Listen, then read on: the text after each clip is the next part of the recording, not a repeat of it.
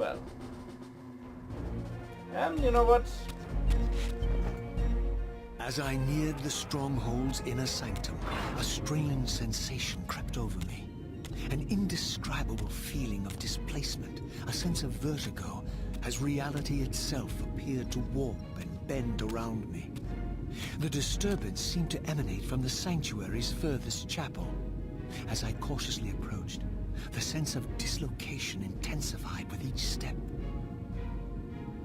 So this was the tomb of the beloved King William the Just, beatified here as the martyr and catalyst of Mobius's crusade.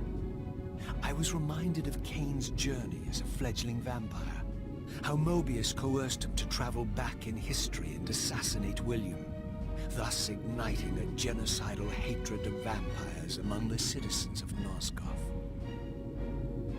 And here I discovered the source of the displacement.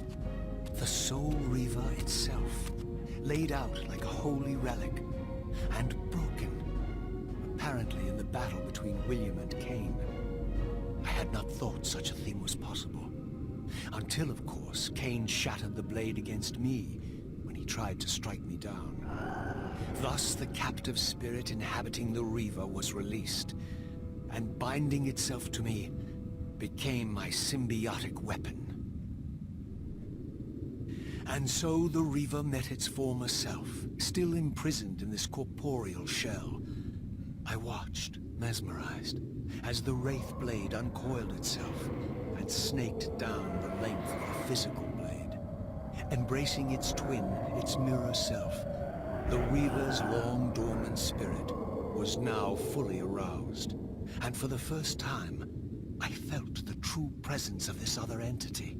Willful, ravenous, and deranged from thousands of years of imprisonment. The Reaver was now in command, and I, now merely its helpless host, felt my soul being leached to restore the blade.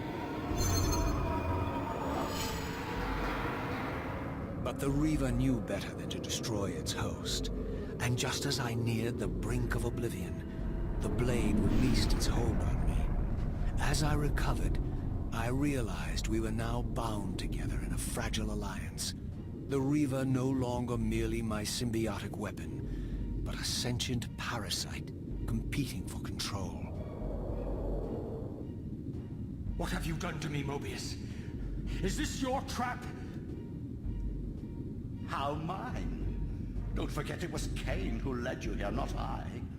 While you curse me, the only soul in Nosgoth ready to guide and assist you, Kane laughs at our folly and revels in your dismay. These blades, now coiled in sinister embrace, have inspired terror in the hearts of creatures far more durable than you, old man. Bound together as they are, I can only imagine what they could do to your soul's fragile shell. Raziel, I beg you to stay your hand. This was none of my doing. I have sought only to aid you in your righteous quest. Why, you're trembling, Mobius. Has your confidence abandoned you? You seem to have made a fatal error by leaving your precious staff behind. Is that where all your courage comes from? Listen to me, Raziel. You don't know what you're doing. I have taken an enormous risk by appearing here before you, so defenseless, yet eager to prove my good intentions. If there's anything left of the Sarafan in you, you won't do this. While you threaten me, your true enemy eludes you. Don't concern yourself with Kane, old man. He'll join you in hell soon enough. As you said, death comes for us all. Yes, the Wheel of Fate demands it. What did you say? The Wheel of Fate. The inexorable cycle of death and rebirth to which all men are compelled. We serve the same God, Raziel. To strike me down would be striking God's own attendant. And I don't believe even you would take that risk. I tire of your games, Mobius. Now that I know you fear me, I needn't concern myself with you. Kane is waiting for me. Go then, Raziel. Seek Cain out and destroy him, in the name of the one God we both serve. You, who were once a Sarafan priest, murdered, profaned, destroyed, and reborn again from his mercy. You are now most powerfully equipped to be his agent, his instrument of restoration and retribution. My own vengeance is motivation enough.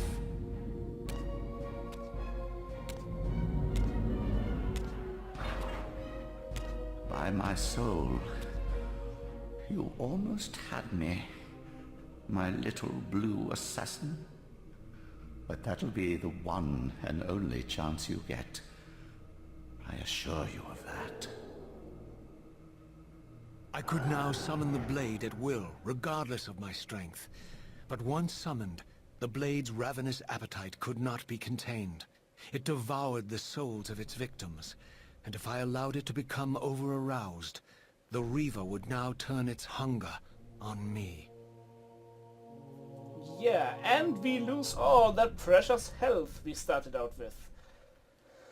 Oh well, let's have a look at this picture. So this was the legendary Janos Ordren, reputed to have been the most ancient and diabolical vampire to have ever existed. According to folklore, he lived high in the cliffs of Nosgoth's northern mountains and preyed mercilessly on the defenseless villagers below. His reign of terror ended when the Sarafan finally hunted him down and tore his throbbing heart from his still-living body. This relic came to be known as the Heart of Darkness, and was supposedly imbued with the power to restore vampiric unlife. The Sarafan therefore guarded it carefully, lest the heart fall into the hands of their enemies. But I wondered, could Janos Ordren truly have been as monstrous as depicted here? Or was this merely artistic license by the Sarafan, who sought to lionize themselves by demonizing their darkest enemy?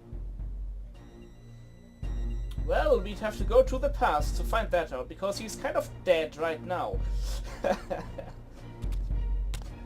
Also, yeah, we can summon the Reaver at will from this menu, actually. And if we use it enough in succession, we can get it into, well, let's call it overdrive mode. I'm not sure anymore what it does in particular. I think it sucks your life energy out right quick. And the weapon becomes a bit stronger. It's kind of like Berserk mode. I'm unarmed against you. Over there! Sup, dude?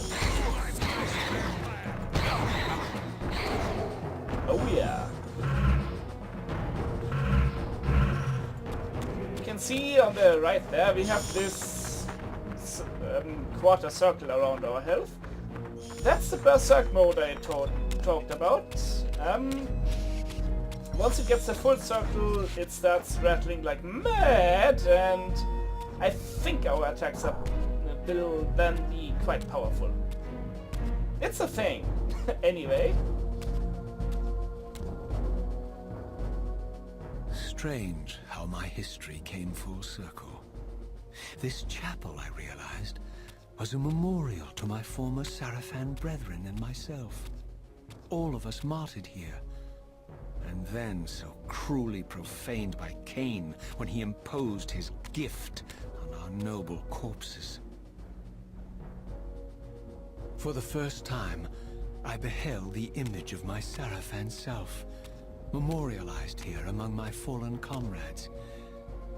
It tortured me to see how noble and pure I had been, and what a vile phantasm I had become. And a profound sense of injury, of loss and betrayal welled up in me, so overwhelming I could barely contain it. All I wanted at this moment was to find Cain and destroy him.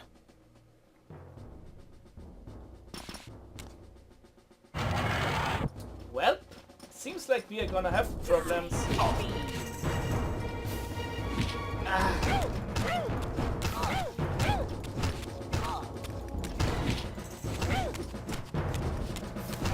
Run by stabbing.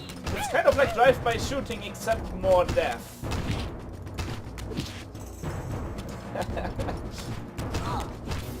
So, one lady down. Why was it jumping like that? I didn't hit any jump button, I don't think. Also, no, I'm not gonna learn how to block anytime soon. No, don't show me cutscenes. I wish to eat the souls, because I'm kind of dead-ish. Raziel, he looks like a jerk in life. Ha. We killed that guy. Why does Duma have a demon thing behind him?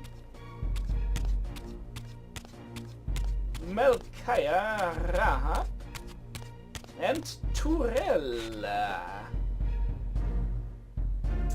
My, Turel. We still haven't seen anything of you. And Malek isn't here. Well, he isn't one of our brothers anyway. Now the way forward should be up these stairs. Since we came through the door downstairs. It's kind of easy to get lost in this place, so yeah.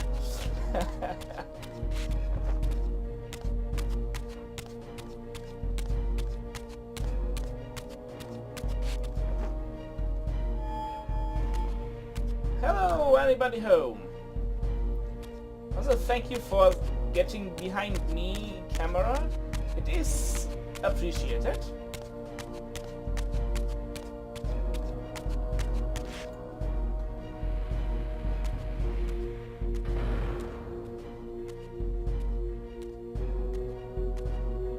I emerged, and for the first time beheld Nosgoth in its former glory. The land overflowed with abundant life and vitality, and I knew with certainty then that the world I had left behind was nothing more than the corpse of Nosgoth, a lifeless husk bled dry by the corruption of Cain's parasitic empire. This was the fragile world Cain sacrificed to preserve his own petty life and ambition, heedless of the profound cost. The sight only deepened my resolve. I sensed that the pillars lay to the northwest. If Cain truly waited to confront me there, I would not disappoint him. You sense the pillars over there. To be fair, there's a good chance we actually might see them. Also, I wonder what... That's not the forward button. I wonder what that thing over there is with the round symbols on it. Oh well. I'm sure we are gonna learn about that soon enough. Anyway, we are gonna learn about a couple new mechanics in a second.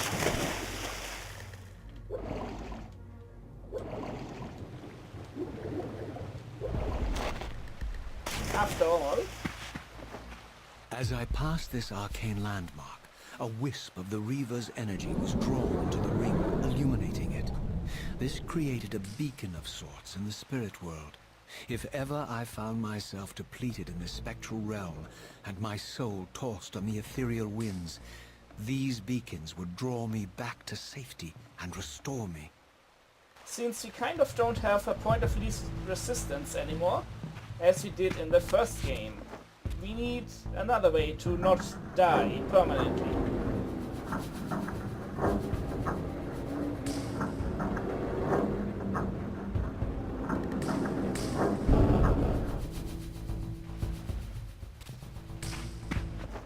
And down we go. No, Raziel, down, down. He isn't a very smart man, but at least he does his job. Eventually.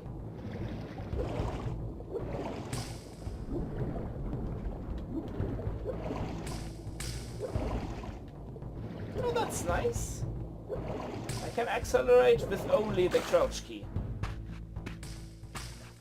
These ancient obelisks were mysteriously attuned to my spiritual essence.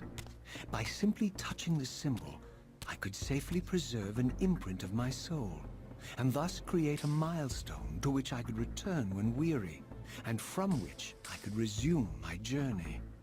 Stop bullshitting me, it's a safe point, dang it. Let's put that here, just in case. and save the freaking game.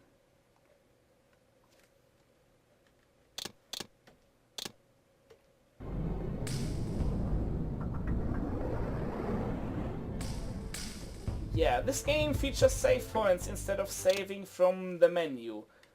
We could, in theory, go through a couple of cutscenes, at least in text.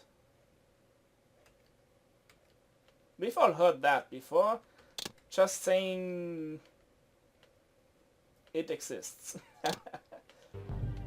So yeah, next time on Let's Play Soul Reaver 2, we will venture out into Nosgoth and see if we can meet Cain again. Oh yeah.